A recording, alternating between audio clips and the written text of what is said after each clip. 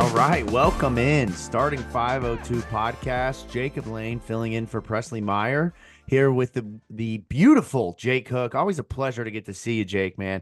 And we've got a lot to get into tonight on the show, presented by Mr. and Mrs. Bourbon. Be sure to check them out.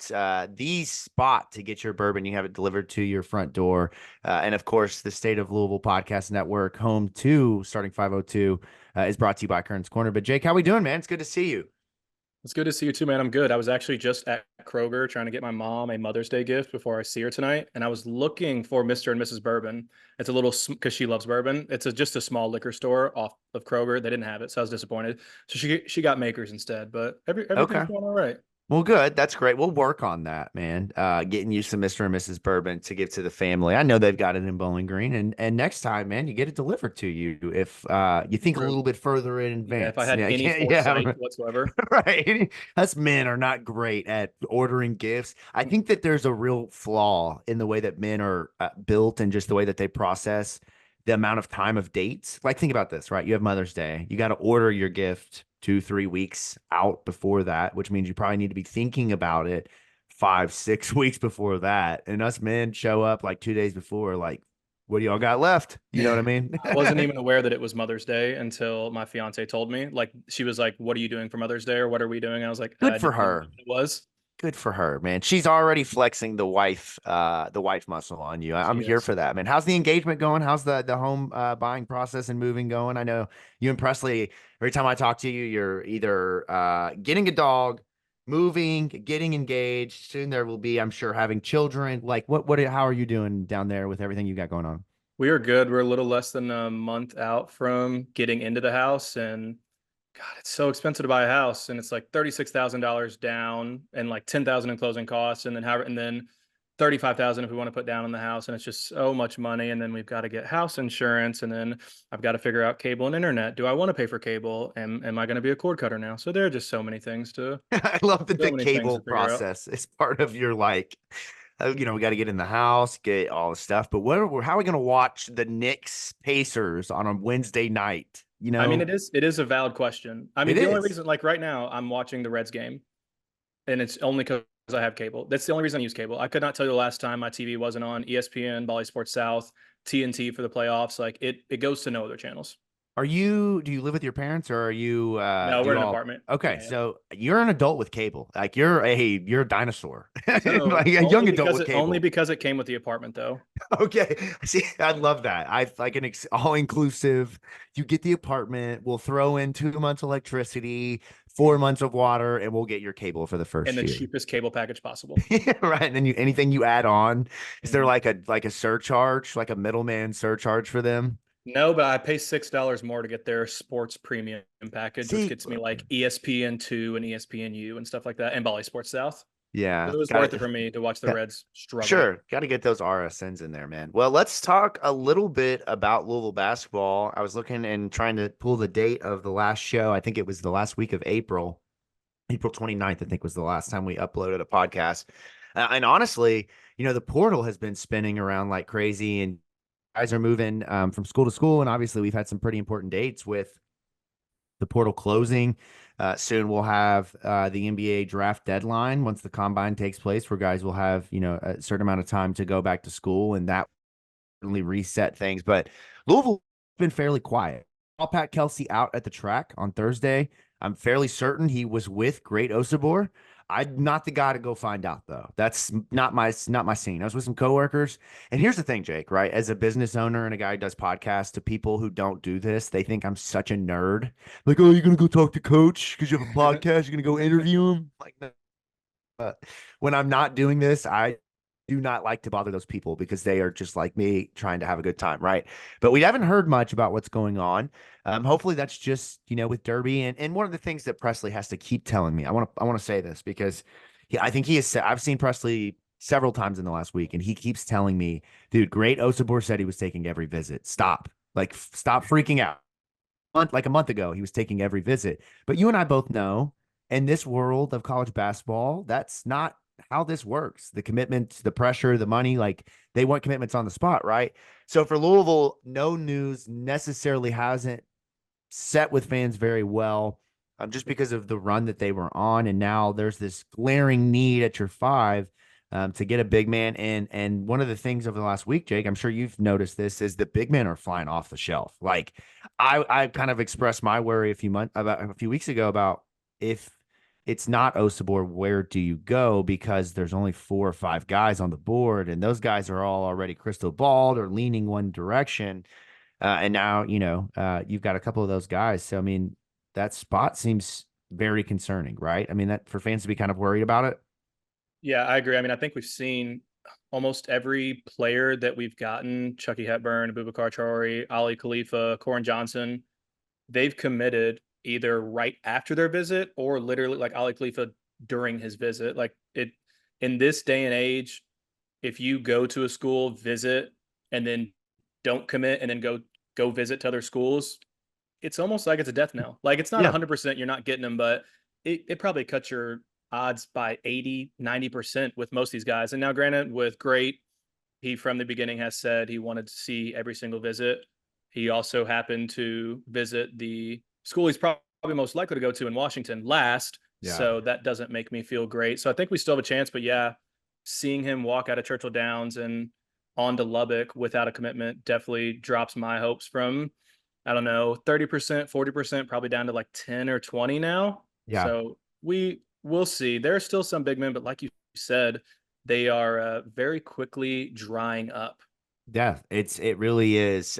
You've got a couple of guys left out there. We'll kind of run through that here on the other side once we come back from our commercial break, about halfway through the show. But the names are dwindling, and so that recruitment of Great Osobor becomes that much more important. But what you get in the meantime is a little appetizer.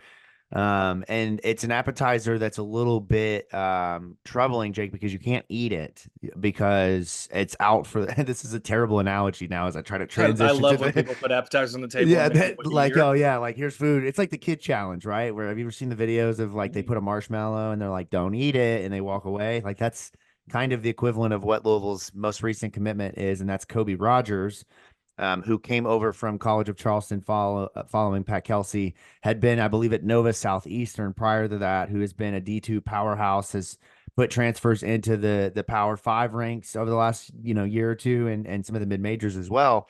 And so he is, kind of a very welcoming commit, because it's a guy who's definitely not a shortage of production and talent, but it's head scratching because now essentially you have 2 guys who won't play in 2024-25. And the reason that is because Aly Khalifa, recovering from knee surgery, going to skip the year. We'll see if that holds. I'm going to go ahead and say that now. We'll see if that holds. And then with Kobe Rogers, again, who comes over from College of Charleston, he had I believe, torn ACL in the Alabama game in the first round of the NCAA tournament. And that loss for College of Charleston isn't expected to miss all of, if not most of, the next season. But Jake, you and Presley talked, I think, a little bit about him early on when you kind of looked at the College of Charleston roster. But when you see his commitment and you see kind of his background, the 1 year at D1 at College of Charleston, fans are kind of wondering, is he built to play at Louisville? What are your thoughts on his commitment? I'd say my one word recap of Kobe Rogers would be solid. Like not amazing, not going to be like a starter next year. I wouldn't expect it to, but a solid depth piece. He played 22 minutes a night last year at Charleston. I watched a few of his games. Really, really good on defense, long, really good at being in those passing lanes like Coach Kelsey wants. Isn't going to take bad shots, isn't really going to force a lot of shots. I think he only took more than 10 shots like 3 or 4 times last year. So not Okay. a high volume shooter, shot pretty well from three, 45%, but only shot like a little more than one per game. So he's only going to shoot him if he's wide open. He's not Rain Smith. He's not pulling it every second he gets, or he's shooting from 30 feet away. So I'd just say solid, like consistent ball handler, won't turn the ball over a ton, can move the offense, can get to the basket a little bit, can shoot when he's open, but not a guy that I'm expecting in 2025 to be our number one, like our primary guard. Like I think he'll be a nice rotation piece, maybe 15, 18 minutes a game next year. Yeah. But I think he could have, with this team, we've got a decent amount of guards. So he's probably only looking at maybe 8 to 12 minutes a game. So not the worst thing that he's redshirting. But he definitely would have made an impact this year had he been able to be healthy. Yeah, I mean, look, the intangibles are there. 6'3", 180 pounds. is a junior, going to be a redshirt junior this next season because again he won't play. Um, was very productive at Nova Southeastern as a winner. Won there at a very high clip. Won at College of Charleston. He is a stat sheet stuffer, and a lot of what he does, as I say that, doesn't appear in a stat sheet, right? Like he is just a guy who is going to do the little things that contribute to winning. And one of the things that's really frustrated me, and actually, we talked about this months ago, and we talked about what we wanted our roster, the roster to look like, is um, during the Kenny Payne era, there was just not that knack of like doing the little things to win. The margins of winning are so small, and when you're not diving for loose balls, going after offensive rebounds, getting in the passing lanes, closing out, those things add up to losses, right? And what I wanted to see, what I told you, Jake, months ago, was I wanted whoever the coach was to come in and recruit winners. At the end of the day, I wanted winners. I don't care where they came from.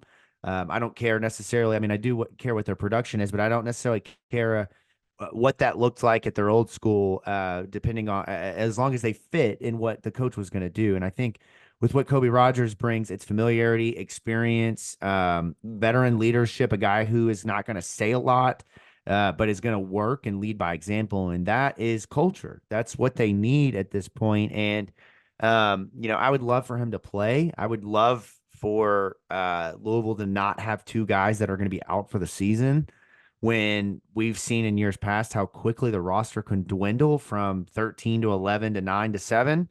But I really like the fact that Kobe Rogers still has potential to grow. We've not seen the best of him yet. He's got the frame, he's got the skill, he's got the intangibles of an ACC player.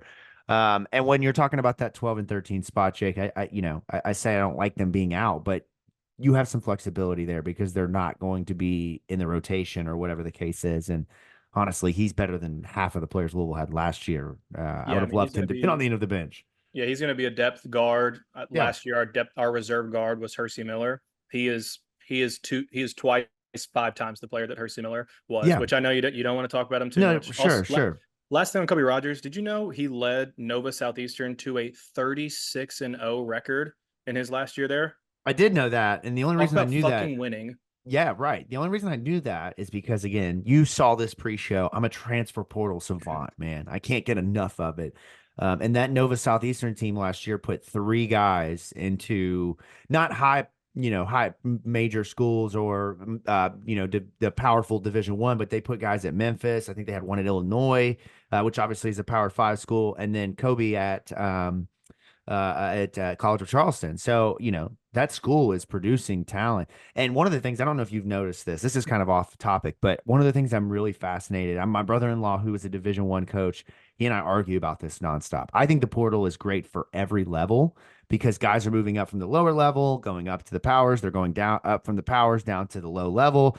Yes, the rosters are being completely torched at some of these mid majors and low majors, but then you have schools that are bringing up D2 and D3 guys and NAIA guys. Like this year has been a record number of guys from D2 and D3 and NAIA move up. I joked with earlier in the season in the text group that we have about Louisville. Maybe their strategy is what Colorado's is: go out and get an NAIA and D3 or D2 big man and call it a day, right?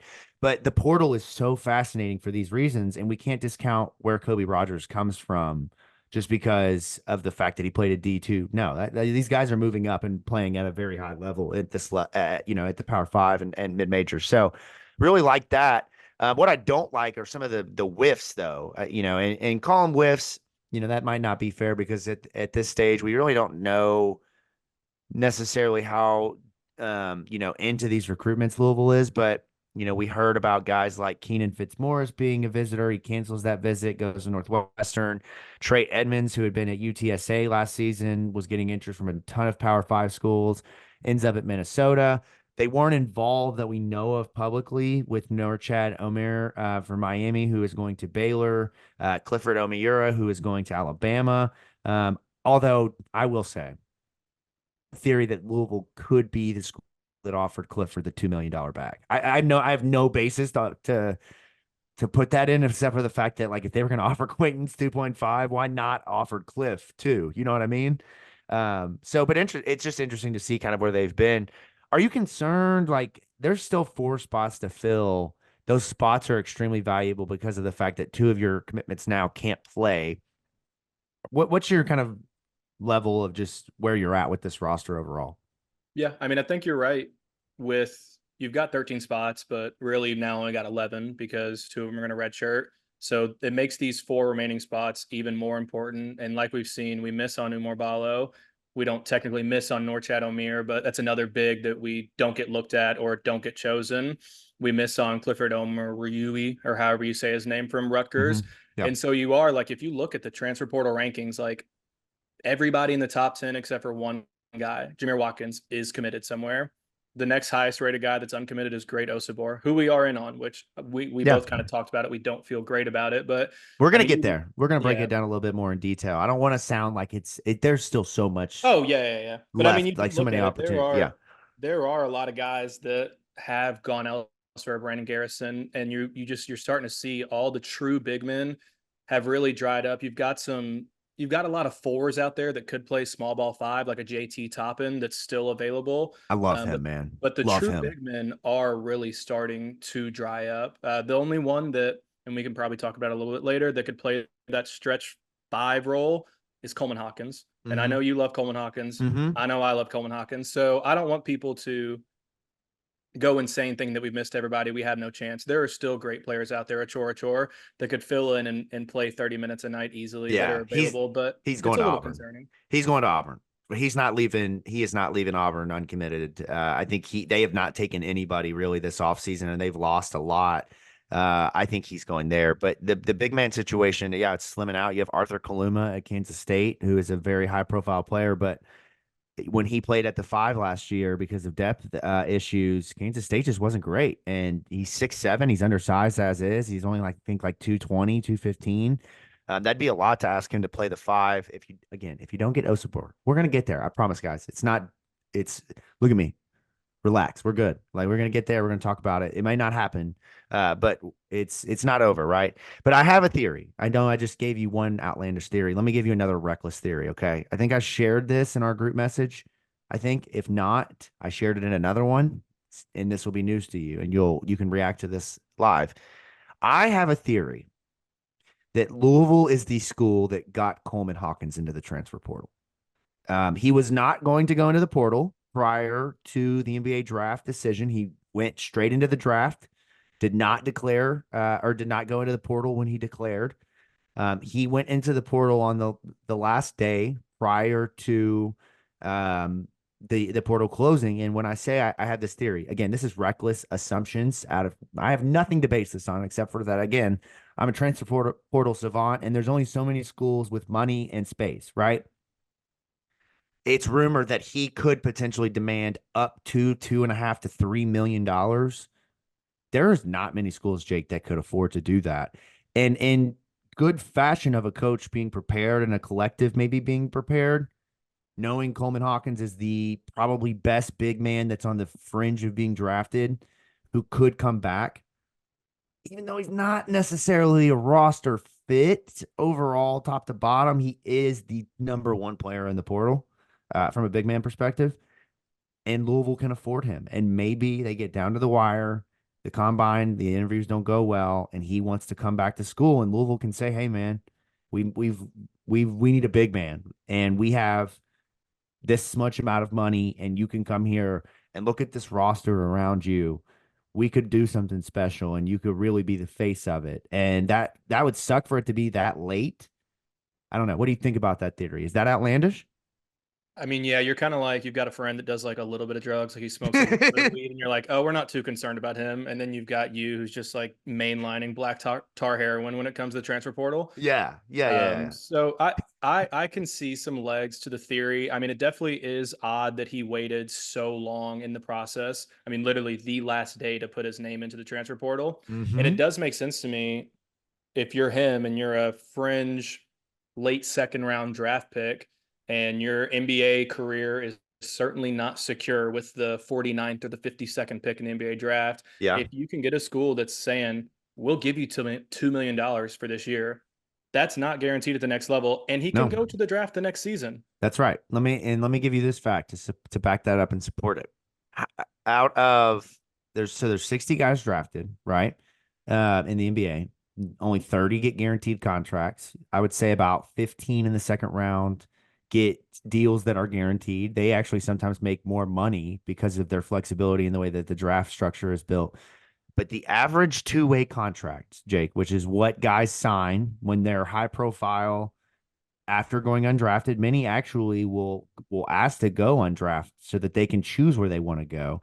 But they make an average of about $600,000 a year.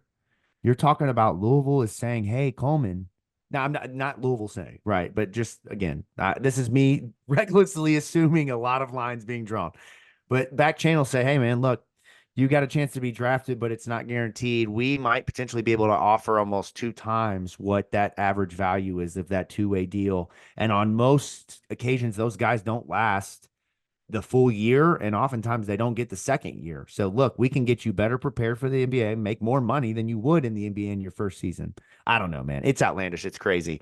And that's not You what we are came here to talk Charlie about. Day from Always Sunny in Yes, Philadelphia. Just I, lines everywhere.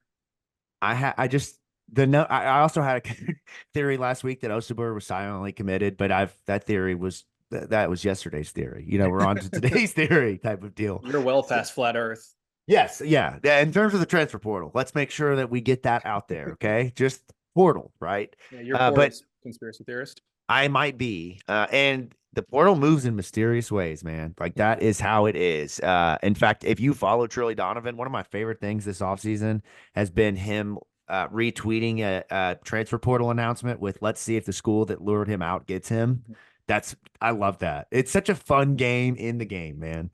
So all of this is happening in real time, like we talked about. Real need for a five. What else, roster wise, are you thinking they need? Like, obviously you've got Hepburn, who's locked in as your point guard. Corin Johnson is probably your backup point guard and backup shooting guard when, him and Rain Smith. Then you've got Hadley, Edwards, Traore, and Scott. Assume they get Osobor or a big man. What else do you want to see them put on that roster? I mean, I think from a starting lineup standpoint, if you knock down assumedly Osobor and we'll say Ugano and Yensu, like those are your two bigs that you get. I think you're pretty fine. I mean, you've got your point guards, you've got shooters, maybe like an athletic wing or something like that. But I mean, I think really you're filling those other remaining two spots. You're probably going to be hard pressed to find a transfer that's going to agree to come to a school where he's guaranteed probably less than 12, 15 minutes based on the talent that's there. So you're probably looking at a Wesley Yates, like a former top 40 that hasn't gotten his footing Yeah. yet in college basketball. Or maybe you're looking at a class of 2024 guy like Connie Roots or something like that. I feel like that's where your last two spots probably go. Because assuming you get two bigs, the starting roster is basically going to be filled. You might have one other spot that could get like 8 to 10 minutes of play, but I can't imagine you're looking at too much more of high level talent coming in after the assumedly two post guys come in. Yeah, yeah. It's interesting, right? So we know you mentioned Wesley Yates. We know they're in on him still. He visited back in late April. It doesn't look like he's going to come here because their rate, like you mentioned earlier, they get guys committed either right at the end of their visit or they cancel their visit and never come here. I think Kevin Miller is the only one who visited. Nick Boyd and Dante Maddox. I think those are the only three that have visited and not committed, if I'm not mistaken. They've been pretty successful with that. So you talk about adding there. I don't think you're going to add a guy like him, but look at who else they've reached out to lately. You have Langdon Hatton from Bellarmine. We're going to get into some of these names more in depth on the after the break, but you have Hatton and you have Wooga Poplar from Miami, who I think is one of the most underrated players left in the portal. I would love to see Louisville get him. Talk about versatility, positionless basketball.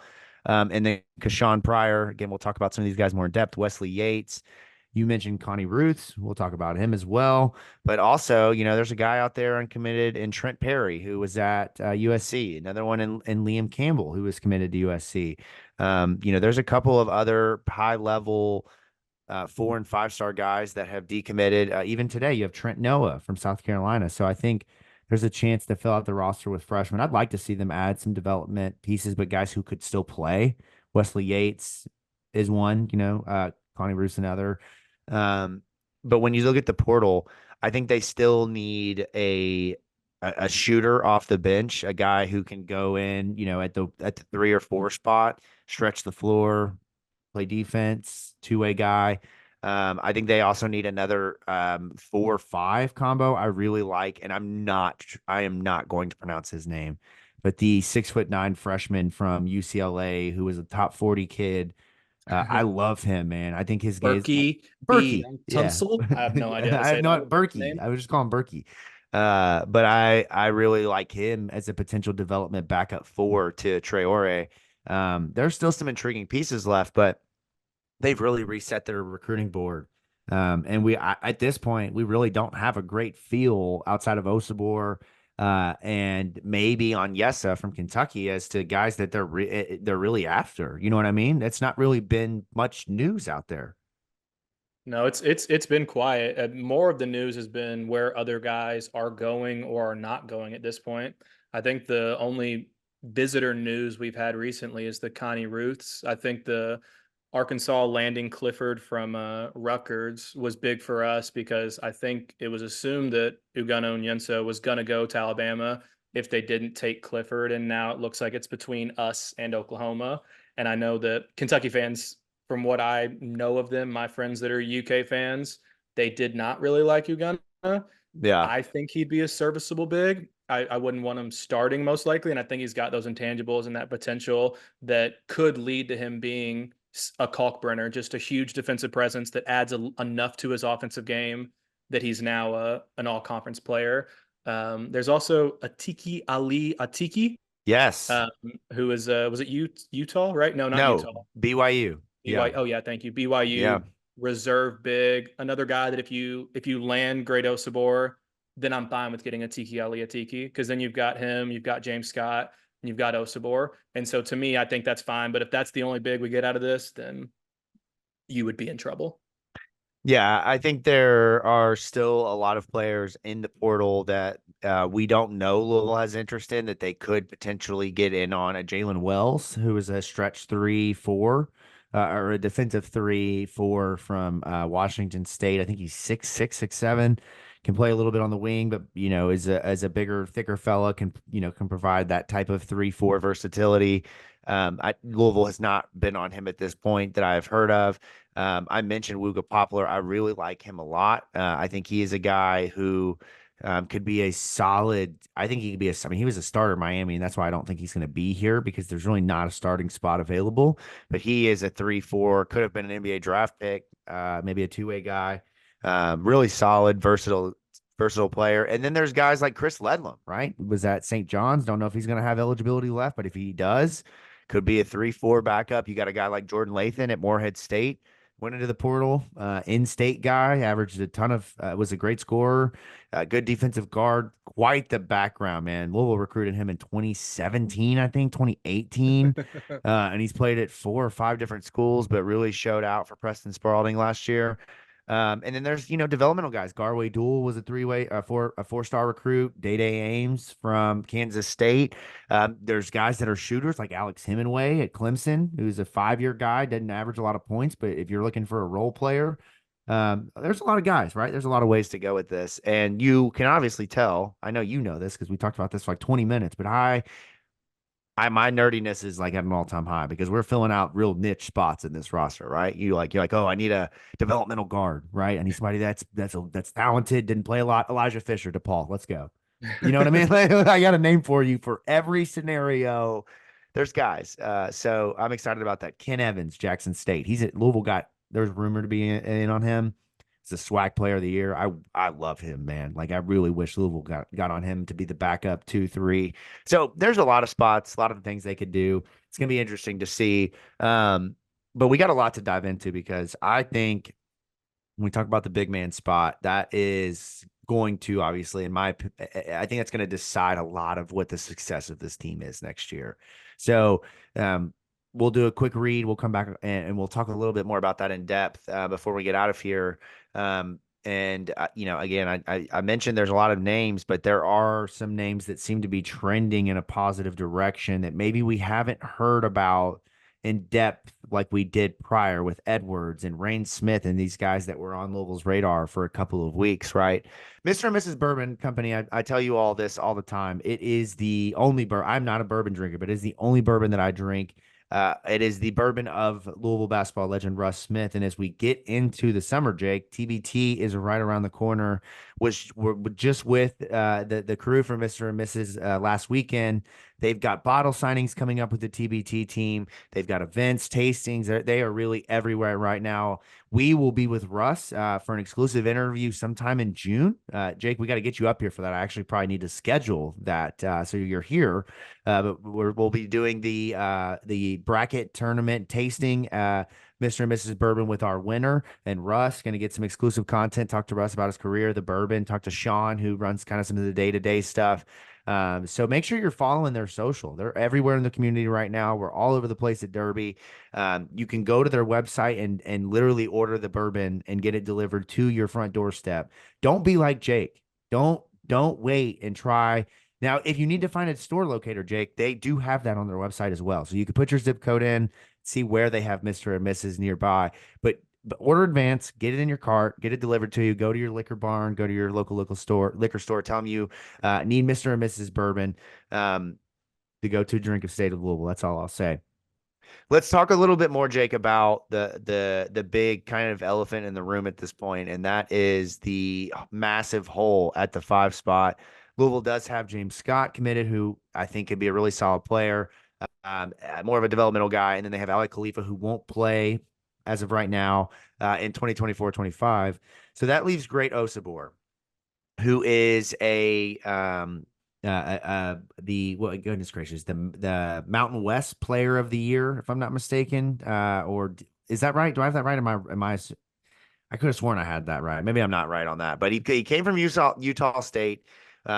A very productive big man, kind of undersized, power forward center, 6'8", 250, but he averaged 17, almost 18 points a game, 10 rebounds, and almost 3 assists. He is just such a skilled big man. And when you look at what Pat Kelsey is trying to do this season, you see 4 guys around him that can play defense, who can impact winning, and they can shoot, right? All important things.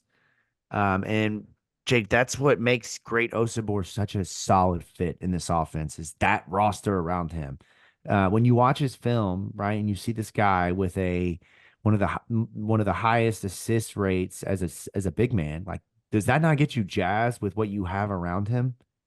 Oh, I mean, he's such a good fit for this offense. I mean, if you watched last year, Coach Kelsey's big man, it was a 50-50 split. We texted about it earlier. His starter, Ante, I can't remember. I don't know how to say his last name. He's an international player. He was like a little like baby Nikola Jokic. Like, he's going to facilitate the offense through himself, post up a little bit, but he's a passer. He's a passer more than he really was anything else. I think he averaged more than 3 assists a game. And you watch Great Osobor's film and you see his ability to manipulate the game at the high post and just catch, turn, face, and either attack the basket and score, attack the basket and dish, or just make a beautiful bounce pass off of a cutter.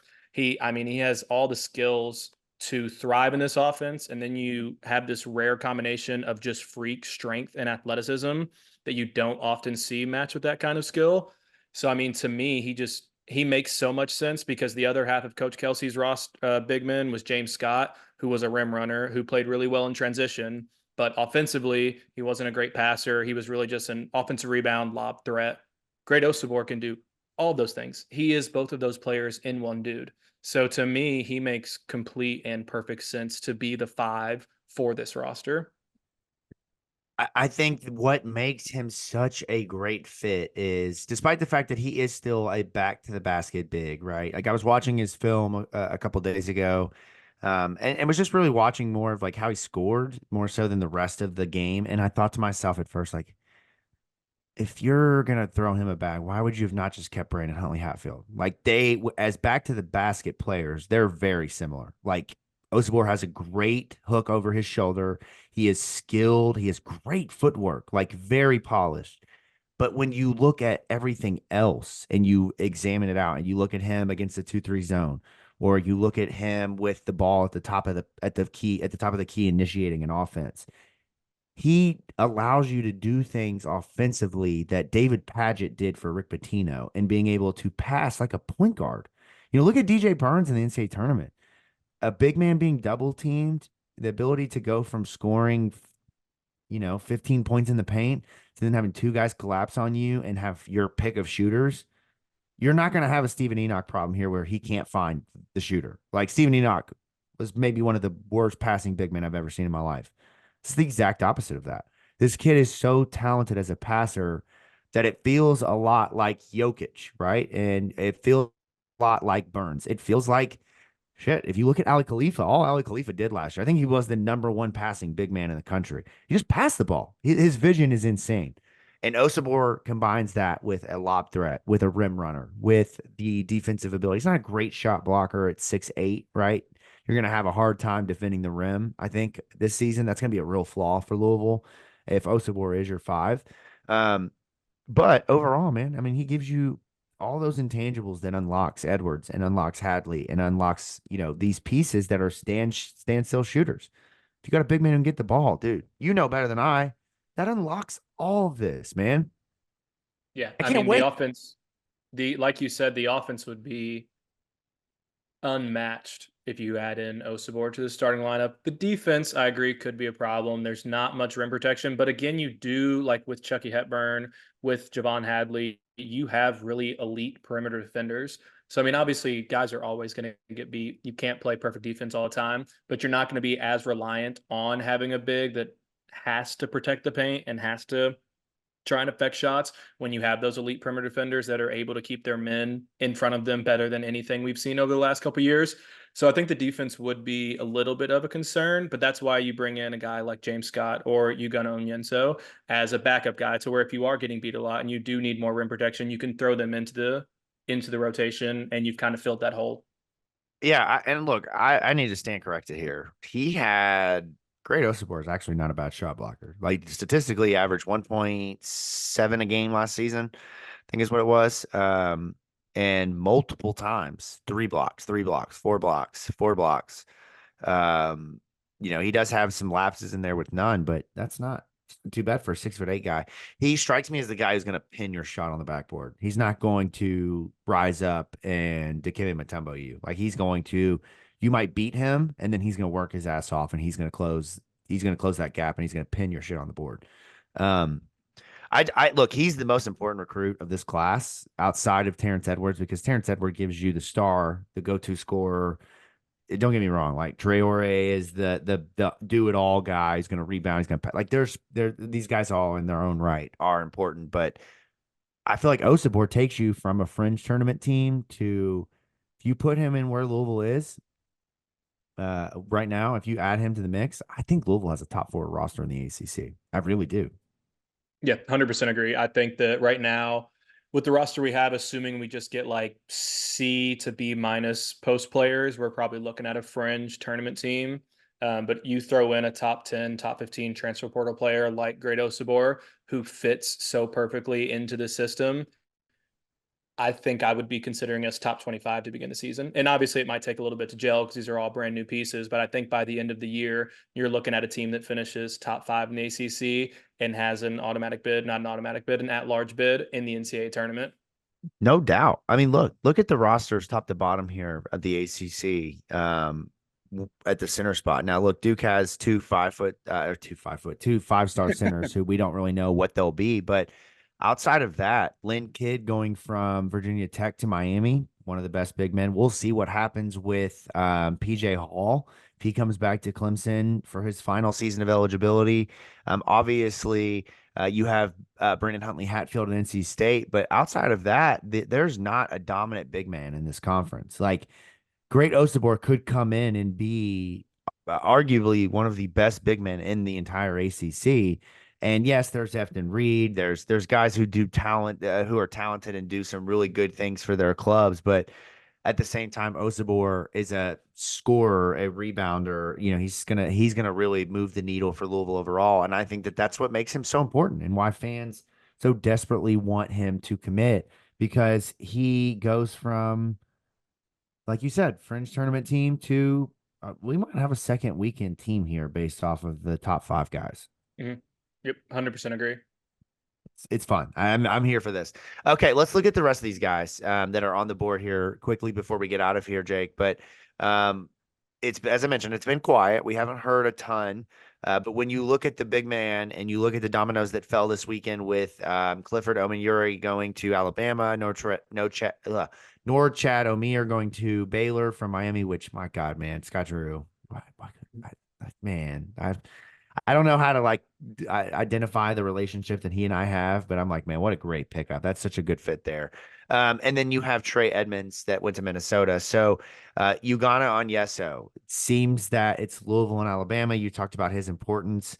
He might be the backup option at the 5. I don't think he's going somewhere he doesn't start, which is why I think he's going to go to Oklahoma. But still, he is a really important piece. Another name that I mentioned earlier is Langdon Hatton. Played at William and Mary for 2 seasons, 3 seasons, and then went to Bellarmine. Averaged 10 and I think 6 or 7 last year. They were awful. They were so bad, man. They have really nosedived the last couple of seasons with, and a lot of his injury base. But any thoughts on him? I mean, that's a last resort depth, 11th man likely, you would think.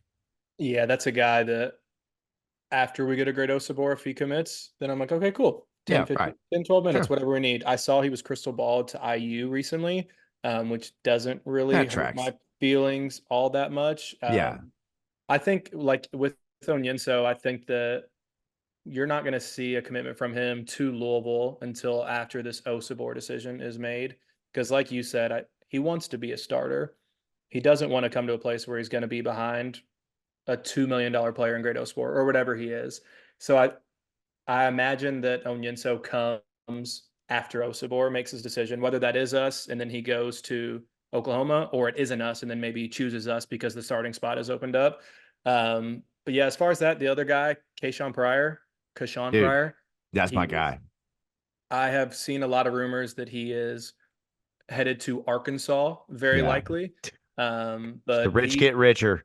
yeah, but he's a really great player, a little raw, but I mean, just like energy, athleticism, length, and can shoot a three, shot 35% on more than 3 attempts per game.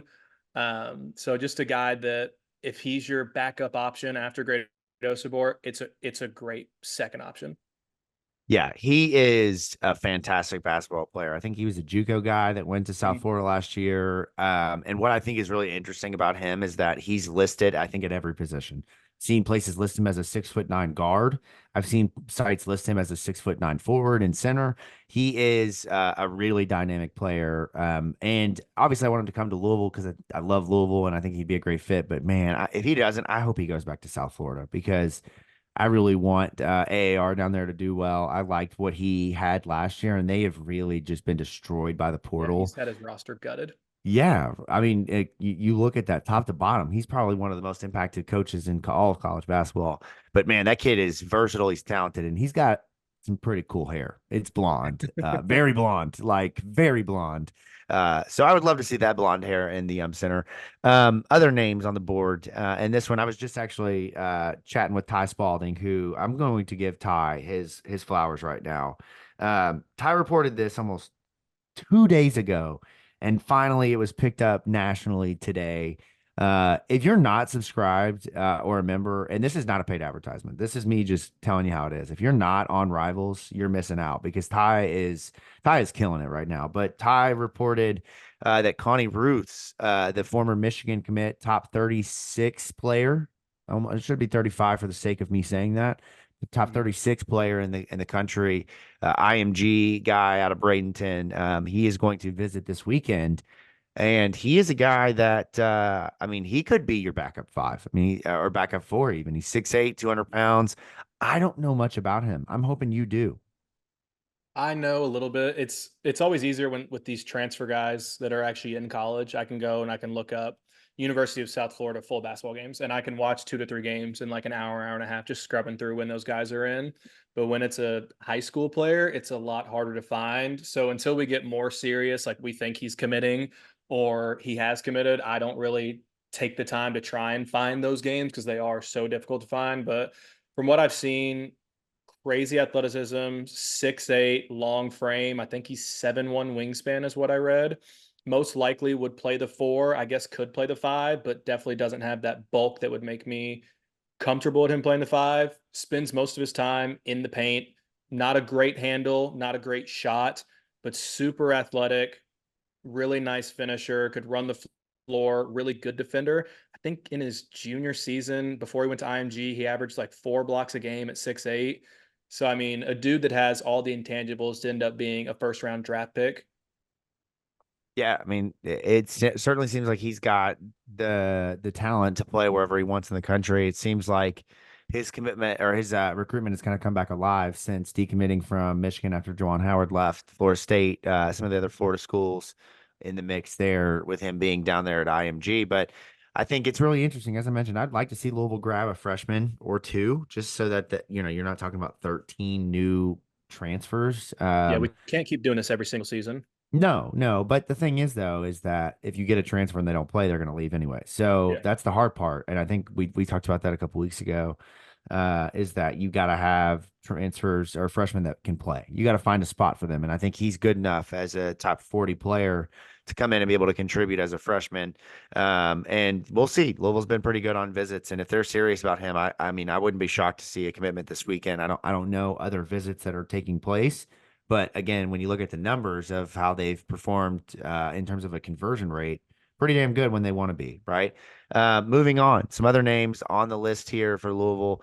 Um, Overall, again, we've seen some commitments happen, but Louisville has reached out to Wooga Poplar. I mentioned him, Chaz Lanier from North Florida, 6 foot four guard who was a really, really solid player in the A-Sun. They've also are in on some guys that are uncommitted still. They reached out to David Coit, a backup guard or a starting guard in Northern Illinois several weeks ago. Haven't really heard much about that. They still need a fifth guard. So we'll see how that turns out. But overall, Jake, I mean, it seems like the roster is coming together. It's just a matter of kind of finding the last pieces. Um, and I guess we'll end here with just, is there anybody out there that's, outside of Great Osobor that you really want to see in a Louisville uniform? That's a good question. I mean, there are so many talented players. There hasn't really been, as I've been watching these guys, obviously Great Osobor is the biggest name, but there haven't really been there hasn't been anybody that I've watched their film and been like, oh, wow, like that's the dude. The one dude I will say we didn't end up landing him, but Chris Youngblood from USF, Yeah, I watched his film and I was like, I'm in love. he's a I'm, killer. I have to tell my fiance if I've fallen in love with somebody else. Do you know who I felt that about? Do you want to Mm. know who that was for me? That was Johan Traore from UC Santa Barbara. That was Oh, mine. yeah. He went to SMU. When Mhm. we play them, I'm going to be heartbroken. But I was like, you're talking about a former 5-star center who put up almost 15 points and 10 rebounds a game. Like, let's go. I'm just like you. I fell in love. Yeah, I think the only guy that we haven't really talked about, and it sounds like you're pretty confident he's going to end up at Auburn, is Achor Achor. Yeah. I've read in Trilly's Discord, which I'm not subscribed, but I'm in another Discord where someone sends screenshots of his Discord. So we're like playing 4-dimensional chess in there.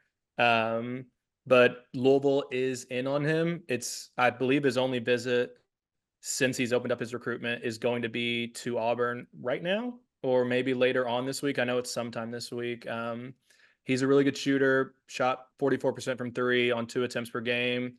Raw, but like good effort, good athleticism, good like lateral quickness on offense for his size. That's another guy, but don't know if he makes it out of his Auburn visit. I think that's a solid big to look at, but it doesn't sound like that is very likely.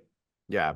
And the other name I want to just briefly touch on, and I do not know anything about this fella at all. In fact, I want to make sure I pull up his recruiting profile so that I do not just completely barf on the details. But Trent Noah, he is a 6'6", 200-pound forward out of Harlan County, Kentucky. What do you know about Harlan County? Isn't that in really far eastern Kentucky? It is. I ask you that as if I know a lot about Harlan County, but I don't know anything about Harlan County. Let's do some fun facts here. It's located in the southeastern portion of Kentucky. It is actually it looks like the farthest southeastern county that there is.